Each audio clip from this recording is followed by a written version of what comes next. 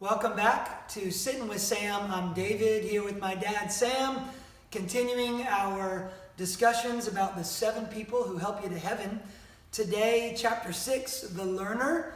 The learner is someone who takes into their life the best that you have to offer and they give it away to others, multiplying your influence, securing your legacy after you are gone. So obviously this is the flip side of the mentor that we talked about in our last video. The Apostle Paul talks about this a lot. Just a couple verses. Philippians 4. Whatever you have learned or received or heard from me or seen in me, put it into practice. Another example, 1 Corinthians chapter 11. He says, follow my example as I follow the example of Christ. Dad, something that has stood out to me recently, Paul says stuff like this a lot. He was unashamed to call people to learn from him.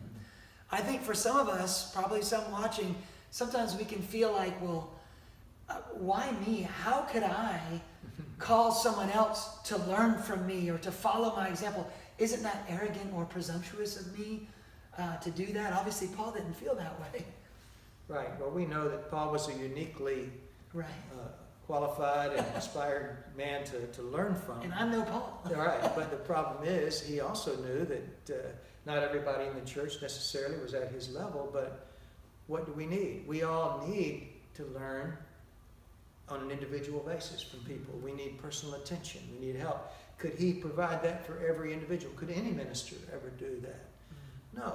And so we need to know that we're not perfect. Paul knew he wasn't perfect. He said, imitate me as I imitate Christ and as I teach you the scriptures.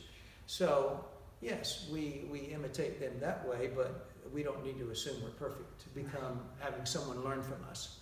Right. And when we make a mistake, we need to admit it and say, hey, I'm sorry, I'm not perfect. I blew it there. Right. But it's not arrogant, presumptuous. Right. In fact, it's biblical to call others to imitate us where we are Christ-like. Call them to learn from us.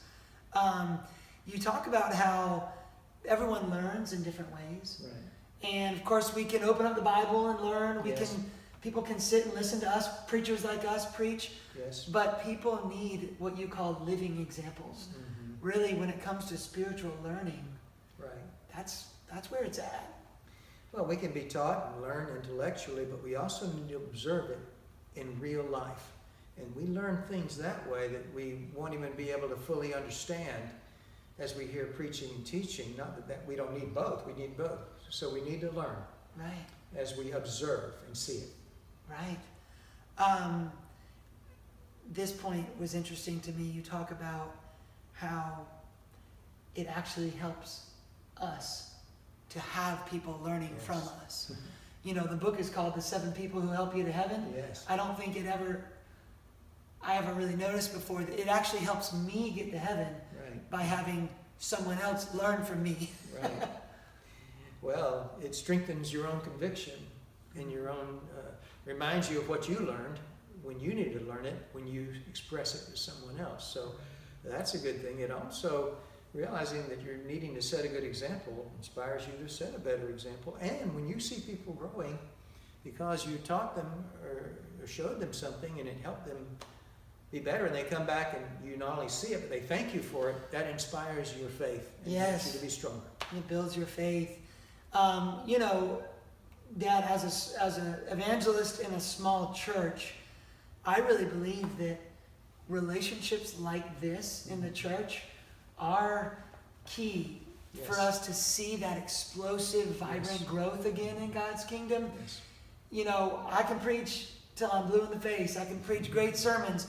But what we really need is this type of relationship happening throughout the church. People learning from each other and interacting like this. Yes.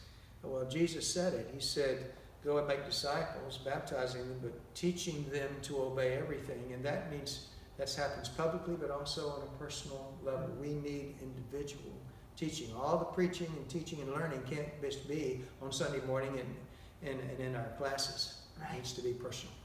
Right.